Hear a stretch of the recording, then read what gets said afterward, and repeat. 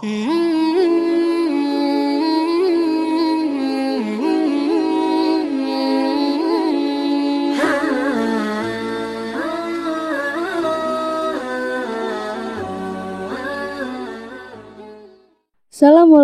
warahmatullahi wabarakatuh. Pada kesempatan kali ini kita akan mendalami kisah Isra Mi'raj secara utuh. Berikut adalah detail-detail peristiwa yang terjadi di dalamnya. Pada suatu malam, Nabi Muhammad SAW berada di Hajar Ismail, dekat Ka'bah Al-Musyafarah. Saat itu beliau berbaring di antara paman beliau, yakni Sayyidina Hamzah dan sepupu beliau Sayyidina Ja'far bin Abi Thalib. Tanpa ada yang menyangka, tiba-tiba malaikat Jibril, malaikat Mikail, dan malaikat Israfil menghampiri beliau, lalu membawa beliau ke arah sumur Zam-Zam. Setibanya di sana, kemudian mereka merebahkan tubuh beliau Rasulullah untuk dibelah dadanya oleh Jibril alaihi salam. Dalam riwayat lain disebutkan, suatu malam terbuka atap rumah beliau Shallallahu alaihi wasallam. Kemudian turun Jibril alaihi salam, lalu Jibril membelah dada beliau yang mulia sampai ke bawah perut beliau. Lalu beliau berkata kepada Mikail, "Datanglah kepadaku nampak dengan air Zam-Zam, agar aku bersihkan hatinya dan aku lapangkan dadanya." Dengan kesabaran, keyakinan ilmu dan kepasrahan penuh kepada Allah SWT, lalu dada beliau ditutup kembali oleh Jibril alaihi salam. Setelah itu, disiapkan untuk baginda Rasulullah binatang yang bernama buraq, lengkap dengan pelana dan kendalinya. Binatang ini berwarna putih, lebih besar dari himar, lebih rendah dari bagal, dan memiliki kecepatan luar biasa. Dia letakkan telapak kakinya. Sejauh pandangan matanya, buraq ini memiliki kedua telinga yang panjang. Jika turun, dia mengangkat kedua kaki depannya, diciptakan dengan dua sayap pada sisi pahanya untuk membantu kecepatan. Saat hendak menaiki, Nabi Muhammad merasa kesulitan, maka beliau meletakkan tangannya di atas wajah buraq sembari berkata, "Wahai buraq, tidakkah kamu merasa malu? Demi Allah, tidak ada makhluk Allah yang menaikimu yang lebih mulia daripada dia, yakni Rasulullah." Mendengar ini, buraq merasa malu, sehingga sekujur tubuhnya berkeringat. Setelah tenang, naiklah Rasulullah ke atas punggungnya, dan sebelum beliau banyak juga para nabi yang menaiki buraq ini. Dalam perjalanan, Jibril menemani di sebelah kanan beliau, sedangkan Mikail di sebelah kiri. Menurut riwayat Ibnu Sa'ad, Jibril memegang sangkur di pelana buraq, sedangkan Mikail memegang tali kendalinya.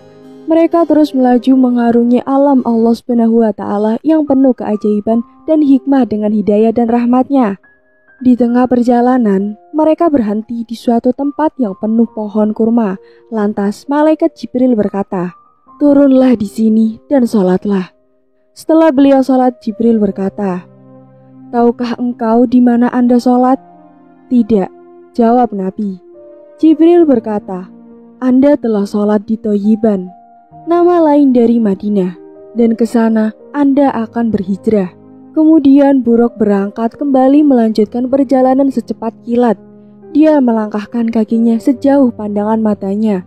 Tiba-tiba Jibril berseru, "Berhentilah dan turunlah Anda, serta sholatlah di tempat ini." Setelah sholat dan kembali ke atas buraq, Jibril memberitahu bahwa beliau sholat di Madyan, di sisi pohon di mana dulu Musa bernaung di bawahnya dan beristirahat saat dikejar-kejar tentara Fir'aun. Dalam perjalanan selanjutnya, Nabi Muhammad SAW turun di Tursina, sebuah lembah di Syam, tempat di mana Nabi Musa berbicara dengan Allah SWT. Beliau sholat di tempat itu. Kemudian beliau sampai di suatu daerah yang tampak kepada beliau istana-istana Syam. Beliau turun dan sholat di sana. Kemudian Jibril memberitahu kepada beliau dengan berkata, "Anda telah sholat di Baitul Laham, yakni Baitul Maqdis, tempat dilahirkannya Nabi Isa bin Maryam." Setelah melanjutkan perjalanan, tiba-tiba beliau melihat Ifrit dari bangsa jin yang mengejar beliau dengan semburan api. Setelah Nabi menoleh, beliau melihat itu. Kemudian Jibril berkata, "Aku ajarkan kepada Anda beberapa kalimat, jika Anda baca, maka Anda akan memadamkan apinya Ifrit dan berbalik kepadanya wajahnya lalu dia binasa. Kemudian Jibril alaihi salam memberitahukan doa tersebut kepada Rasulullah. Setelah itu, mereka melanjutkan perjalanan. Sampai akhirnya bertemu dengan suatu kaum yang menanam benih pada hari itu dan langsung tumbuh besar dan dipanen di hari itu juga. Melihat keanehan itu, beliau Rasulullah Shallallahu Alaihi Wasallam bertanya, "Wahai Jibril, siapakah mereka itu?" Jibril menjawab, "Mereka adalah para mujahid fisabilillah, orang yang mati syahid di jalan Allah. Kebaikan mereka dilipat gandakan sampai 700 kali."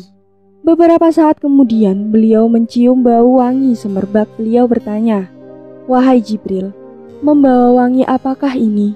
Jibril pun menjawab, "Ini adalah wanginya Masyitoh, wanita yang menyisir anak-anak Fir'aun." Masyitoh adalah tukang sisir anak perempuan Fir'aun. Ketika dia melakukan pekerjaannya, tiba-tiba sisirnya terjatuh. Spontan dia mengatakan, "Bismillah, celakalah Fir'aun." Mendengar ini, anak Fir'aun bertanya, "Apakah kamu memiliki Tuhan selain ayahku?" Masyitoh menjawab, "Ya." Kemudian dia mengancam akan memberitahukan hal ini kepada Fir'aun. Setelah dihadapkan kepada raja yang lain, dia berkata, "Apakah kamu memiliki Tuhan selain aku?" Masyitoh menjawab, "Ya, Tuhanku dan Tuhanmu adalah Allah." Mengetahui keteguhan iman Masyitoh, kemudian Fir'aun mengutus seseorang untuk menarik kembali dia dan suaminya yang tetap beriman kepada Allah agar murtad. Jika tidak, maka mereka berdua dan kedua anaknya akan disiksa. Tapi keimanan masih menetap di hati Masyitoh dan suaminya. Justru dia berkata, "Jika kamu hendak membinasakan kami, silahkan. Dan kami harap jika kamu terbunuh, kuburkan kami dalam satu tempat." Maka Fir'aun memerintahkan agar disediakan kuali raksasa dari tembaga yang diisi minyak dan air, kemudian dibanasi. Setelah betul-betul mendidih, dia memerintahkan agar mereka semua dilemparkan ke dalamnya. Satu persatu mereka syahid. Sekarang tinggal Masyitoh dan anaknya yang masih menyusu berada dalam kedekapannya. Kemudian anak itu berkata, "Wahai ibuku, lompatlah, jangan takut. Sungguh, engkau berada pada jalan yang benar." Kemudian dilemparlah dia dan anaknya. Di tengah perjalanan, Nabi Muhammad juga bertemu dengan sekelompok kaum yang menghantamkan batu besar ke kepala mereka sendiri sampai hancur. Setiap kali hancur, kepala yang remuk itu kembali lagi seperti semula dan begitu seterusnya. Kemudian Jibril menjelaskan bahwa mereka adalah manusia yang merasa berat untuk melaksanakan kewajiban sholat. Kemudian beliau juga bertemu dengan sekelompok kaum. Di hadapan mereka ada daging yang baik yang sudah masak, sementara di sisi lain ada daging yang mentah dan busuk. Tapi ternyata mereka lebih memilih untuk menyantap daging yang mentah dan busuk itu.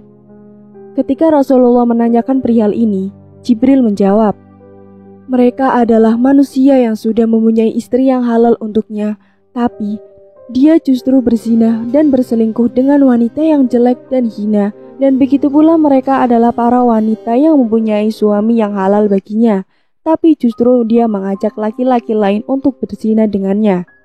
Ketika beliau melanjutkan perjalanan, tiba-tiba seseorang memanggil beliau dari arah kanan. "Wahai Muhammad, aku meminta kepadamu agar kamu melihat aku." Tapi Rasulullah tidak memperdulikannya. Kemudian Jibril menjawab bahwa itu adalah panggilan Yahudi. Seandainya beliau menjawab panggilan itu, maka umat beliau akan menjadi Yahudi. Begitu pula beliau mendapatkan seruan serupa dari sebelah kirinya yang tidak lain adalah panggilan Nasrani. Namun Nabi tidak menjawabnya. Kemudian tiba-tiba muncul di hadapan beliau seorang wanita dengan segala perhiasan di tangannya dan seluruh tubuhnya. Dia berkata, "Wahai Muhammad, lihatlah aku." Tapi Rasulullah tidak menoleh kepadanya. Jibril berkata, "Wahai Nabi, itu adalah dunia. Seandainya Anda menjawab panggilannya, maka umatmu akan lebih memilih dunia daripada akhirat." Demikianlah perjalanan yang ditempuh oleh beliau dengan ditemani oleh Jibril dan Mikail. Begitu banyak keajaiban dan hikmah yang beliau temui dalam perjalanan itu sampai akhirnya beliau berhenti di masjid. Beliau turun dari buruk lalu mengikatnya pada salah satu sisi pintu masjid, yakni tempat di mana biasanya para nabi mengikat di sana. Kemudian beliau masuk ke dalam masjid bersama Jibril alaihi salam. Masing-masing melaksanakan sholat 2 rakaat. Setelah itu, sekejap mata tiba-tiba masjid sudah penuh dengan sekelompok manusia. Ternyata mereka adalah para nabi yang diutus oleh Allah SWT. Kemudian dikumandangkan azan dan iqomah. Lantas mereka berdiri dan bersaf menunggu siapakah yang akan mengimami mereka. Kemudian Jibril alaihissalam memegang tangan Rasulullah, lalu menyuruh beliau untuk maju. Kemudian mereka semua sholat 2 rakaat dengan Rasulullah sebagai imamnya. Beliaulah imam pemimpin para anbiya dan mursalin. Setelah itu Rasulullah SAW merasa haus. Lalu Jibril membawa 2 wadah berisi arak dan susu. Rasulullah SAW memilih wadah berisi susu, lantas meminumnya. Jibril pun berkata, "Sungguh Anda telah memilih kefitrahan yaitu Islam. Jika Anda memilih khamr atau arak, niscaya umat Anda akan menyimpang dan sedikit yang mengikuti syariat Anda." Setelah melakukan Isra dari Mekah Al-Mukarramah sampai ke Masjidil Aqsa Baitul Maqdis, kemudian beliau disertai malaikat Jibril alaihi salam siap untuk melakukan Mi'raj, yakni naik menembus berlapisnya langit ciptaan Allah yang maha perkasa sampai akhirnya beliau sallallahu alaihi wasallam berjumpa dengan Allah dan berbicara dengannya. Yang intinya adalah beliau dan umat ini mendapat perintah sholat 5 waktu. Ketika beliau dan Jibril sampai di depan pintu langit pertama, ternyata di sana berdiri malaikat yang bernama Ismail. Malaikat ini tidak pernah naik ke langit atasnya dan tidak pernah pula turun ke bumi, kecuali di saat meninggalnya Rasulullah SAW. Dia memimpin 70.000 tentara dari malaikat yang masing-masing malaikat ini membawahi 70.000 malaikat pula. Jibril meminta izin agar pintu langit pertama dibuka. Maka malaikat yang menjaga bertanya, "Siapakah ini?" Jibril menjawab, "Aku Jibril." Malaikat itu bertanya lagi, "Siapakah yang bersamamu?" Jibril menjawab, "Muhammad sallallahu alaihi wasallam." Malaikat bertanya lagi, "Apakah beliau telah diutus atau diperintah?" Jibril menjawab, "Benar." Setelah mengetahui kedatangan Rasulullah, malaikat yang bermukim di sana menyambut dan memuji beliau dengan berkata, "Selamat datang. Semoga keselamatan menyertai Anda wahai saudara, dan pemimpin adalah sebaik-baiknya saudara dan pemimpin serta paling utama makhluk yang datang." Maka dibukalah pintu langit dunia ini. Setelah memasukinya, beliau bertemu dengan Nabi Adam dengan bentuk dan postur sebagaimana pertama kali Allah menciptakannya. Kemudian Nabi SAW bersalaman kepadanya. Nabi Adam menjawab salam beliau, seraya berkata, "Selamat datang wahai anakku yang soleh dan Nabi yang soleh."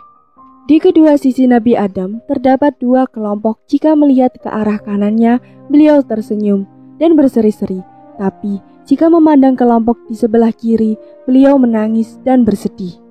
Kemudian Jibril alaihi salam menjawab kepada Rasulullah bahwa kelompok di sebelah kanan Nabi Adam adalah cucunya yang bakal menjadi penghuni surga, sedang yang di sebelah kiri adalah calon penghuni neraka. Kemudian Rasulullah SAW melanjutkan perjalanannya di langit pertama ini. Tiba-tiba pandangan beliau tertuju pada kelompok manusia yang dihidangkan daging panggang lezat di hadapannya. Tapi mereka lebih memilih untuk menyantap bangkai di sekitarnya. Ternyata mereka adalah manusia yang suka berzina, meninggalkan yang halal untuk mereka dan mendatangi yang haram. Kemudian beliau berjalan sejenak dan tampak di hadapan beliau suatu kaum dengan perut membesar seperti rumah yang penuh dengan ular-ular, dan isi perut mereka ini dapat dilihat dari luar, sehingga mereka sendiri tidak mampu membawa perutnya yang besar itu. Mereka adalah manusia yang suka memakan riba. Kemudian beliau naik ke langit kedua seperti sebelumnya. Malaikat penjaga bertanya seperti pertanyaan di langit pertama. Akhirnya disambut kedatangan beliau sallallahu alaihi wasallam dan Jibril alaihi salam seperti sambutan sebelumnya. Di langit ini beliau berjumpa Nabi Isa bin Maryam dan Nabi Yahya bin Zakaria. Keduanya hampir serupa, baju dan gaya rambutnya. Masing-masing berpostur sedang, putih, memerah-merah warna kulitnya, rambutnya lepas terurai seakan-akan baru keluar dari kamar mandi. Karena kebersihan tubuhnya, Nabi menyerupakannya dengan sahabat beliau. Nabi bersalaman kepada keduanya dan dijawab salam beliau disertai sambutan. Selamat datang wahai saudaraku yang soleh dan Nabi yang soleh. Kemudian tiba saatnya beliau melanjutkan ke langit ketiga. Setelah disambut baik oleh para malaikat, beliau berjumpa dengan Nabi Yusuf bin Yakub. Beliau bersalaman kepadanya dan dibalas dengan salam yang sama seperti salamnya Nabi Isa. Nabi berkomentar sungguh dia telah diberikan separuh ketampanan. Dalam riwayat lain, beliau bersabda, "Dialah paling indahnya manusia yang diciptakan Allah. Dia telah mengungguli ketampanan manusia lain. Ibarat cahaya purnama yang mengalahkan cahaya seluruh bintang." Ketika tiba di langit keempat, beliau berjumpa dengan Nabi Idris alaihi salam. Kemudian di langit kelima, beliau berjumpa dengan Nabi Harun bin Imran alaihi salam. Separuh janggutnya hitam dan separuh lagi putih, karena uban yang lebat dan panjang. Di sekitar Nabi Harun, tampak umatnya sedang khusyuk mendengarkan petuahnya. Setelah sampai di langit ke-6, beliau berjumpa dengan beberapa nabi dan umat mereka masing-masing. Ada seorang nabi yang umatnya tidak lebih dari 10 orang. Bahkan ada juga seorang nabi yang tidak memiliki pengikut sama sekali. Kemudian beliau melewati sekelompok umat yang sangat banyak menutupi ufuk. Ternyata mereka adalah Nabi Musa dan kaumnya. Kemudian beliau diperintah agar mengangkat kepala beliau yang mulia. Tiba-tiba beliau bertekun dan kagum karena pandangan beliau tertuju pada sekelompok umat yang sangat banyak menutupi seluruh ufuk dari segala sisi. Lalu ada suara, "Itulah umatmu." Dan selain mereka terdapat 70.000 orang yang masuk surga tanpa hisab. Pada tahapan langit ke-6 inilah beliau berjumpa dengan Nabi Musa alaihi salam. Seorang nabi dengan postur tubuh tinggi, putih, memerah-merah, warna kulit beliau. Nabi Shallallahu alaihi wasallam bersalaman kepadanya dan dijawab oleh beliau disertai dengan doa. Setelah itu Nabi Musa berkata, "Manusia mengaku bahwa aku adalah paling mulianya manusia di sisi Allah. Padahal dia yakni Rasulullah Shallallahu alaihi wasallam lebih mulia di sisi Allah daripadaku." Setelah Rasulullah melewati Nabi Musa, beliau menangis. Kemudian ditanya akan hal tersebut, beliau menjawab, "Aku menangis karena seorang pemuda yang diutus jauh setelah aku, tapi umatnya lebih banyak masuk surga daripada umatku." Kemudian Rasulullah memasuki langit ke-7. Di sana beliau berjumpa dengan Nabi Ibrahim alaihi salam yang sedang duduk di atas kursi dari emas di sisi pintu surga sambil menyadarkan punggungnya pada Baitul Makmur. Di sekitarnya berkumpul umatnya. Setelah Rasulullah Shallallahu alaihi wasallam dan dijawab dengan salam dan doa seperti sambutan yang baik, Nabi Ibrahim berpesan, "Perintahkanlah umatmu untuk banyak menanam tanaman surga. Sungguh, tanah surga sangat baik dan sangat luas." Rasulullah Shallallahu alaihi wasallam bertanya, "Apakah tanaman surga itu?" Nabi Ibrahim menjawab, "Yani zikir la haula wala quwata illa billah." Dalam riwayat lain, beliau berkata, "Sampaikan salamku kepada umatmu. Beritahukanlah kepada mereka bahwa surga sungguh sangat indah. Tanahnya yang tawar, airnya, dan tanaman surgawi adalah subhanallah, walhamdulillah, wala ilaha illallah, wallahu akbar." Kemudian Rasulullah diangkat sampai ke Sidratul Muntaha, sebuah pohon yang amat besar sehingga seorang penunggang kuda yang cepat tidak akan mampu untuk mengelilingi bayangan di bawahnya sekalipun. Bisa memakan waktu sampai 70 tahun. Dari bawahnya memancar sungai air yang tidak berubah bau, rasa, dan warnanya. Sungai susu yang putih, bersih, serta sungai madu yang jernih, penuh dengan hiasan permata zamrud dan sebagainya sehingga tidak seorang pun mampu melukisnya. Kemudian beliau Shallallahu alaihi wasallam diangkat sampai akhirnya berada di hadapan telaga Kautsar. Telaga ini khusus untuk beliau. Setelah itu, beliau memasuki surga dan melihat di sana berbagai macam kenikmatan yang belum pernah dipandang mata, didengar telinga, dan terlintas dalam hati setiap insan. Begitu pula ditampakkan kepada beliau neraka yang dijaga oleh malaikat Malik. Malaikat yang tidak pernah tersenyum sedikit pun dan tampak kemurkaan di wajahnya. Setelah berada di tempat yang ditentukan oleh Allah, tempat yang tidak seorang makhluk pun diizinkan berdiri di sana, tempat yang tidak seorang pun makhluk mampu mencapainya, beliau melihatnya dengan mata beliau yang mulia. Saat itu, langsung beliau bersujud di hadapan Allah Subhanahu wa Ta'ala. Allah berfirman, "Wahai Muhammad." Nabi Muhammad menjawab, "Labaik ya Rob." Allah berfirman, "Mintalah sesuka hatimu." Nabi bersabda, "Ya Allah, Engkau telah menjadikan Ibrahim sebagai khalil yang dekat. Engkau mengajak bicara Musa, Engkau berikan Daud kerajaan dan kekuasaan yang besar, Engkau berikan Sulaiman kerajaan agung, lalu ditundukkan kepada jin, manusia, dan setan serta angin. Engkau ajarkan Isa dan Injil, dan Engkau jadikan dia dapat mengobati orang yang buta dan belang serta menghidupkan orang mati." Kemudian Allah berfirman, "Sungguh, Aku telah menjadikanmu sebagai kekasihku." Dalam Sahih Imam Muslim diriwayatkan dari sahabat Anas bin Malik bahwa Rasulullah bersabda, "Kemudian Allah mewajibkan kepadaku dan umat 50 sholat sehari semalam. Lalu aku turun kepada Musa di langit ke-6, lalu dia bertanya, 'Apa yang telah Allah wajibkan kepada umatmu?' Beliau menjawab, 50 sholat. Musa berkata, 'Kembalilah ke Rabbmu dan mintalah keringanan, sebab umatmu tidak akan mampu untuk melakukannya.' Maka Nabi Muhammad kembali kepada Allah agar diringankannya untuk umatnya. Lalu diringankanlah 5 sholat, yang artinya menjadi 45 sholat. Lalu Nabi turun kembali kepada Musa, tapi Musa berkata, 'Sungguh umatmu tidak akan mampu melakukannya, maka mintalah sekali lagi keringanan kepada Allah.' Kemudian Nabi kembali lagi kepada Allah dan demikianlah terus kembali kepada Musa dan kepada Allah sampai akhirnya Allah berfirman, 'Wahai Muhammad, itu adalah kewajiban 5 sholat sehari semalam. Setiap satu sholat seperti dilipat gandakan menjadi 10, maka jadilah 50 sholat.' Maka Nabi beritahukan hal ini kepada Musa, namun tetap dia berkata, 'Kembalilah kepada Rabbmu agar minta keringanan.' Maka Nabi Muhammad berkata kepadanya, 'Aku telah berkali-kali kembali kepadanya sampai aku malu kepadanya.' Setelah beliau menerima perintah ini, maka beliau turun sampai akhirnya menaiki buraq, kembali ke kota Mekah Al-Mukarramah. Sedang saat itu masih belum tiba fajar. Pagi harinya beliau memberitahukan mukjizat yang agung ini kepada umatnya. Maka sebagian besar di antara mereka mendustakan, bahkan mengatakan Nabi telah gila dan tukang sihir. Saat itu, pertama umat yang membenarkan dan mempercayai beliau adalah Sayyidina Abu Bakar. Maka pantaslah beliau bergelar As-Siddiq. Bahkan tidak sedikit di antara mereka yang tadinya beriman kembali murtad keluar dari syariat Islam.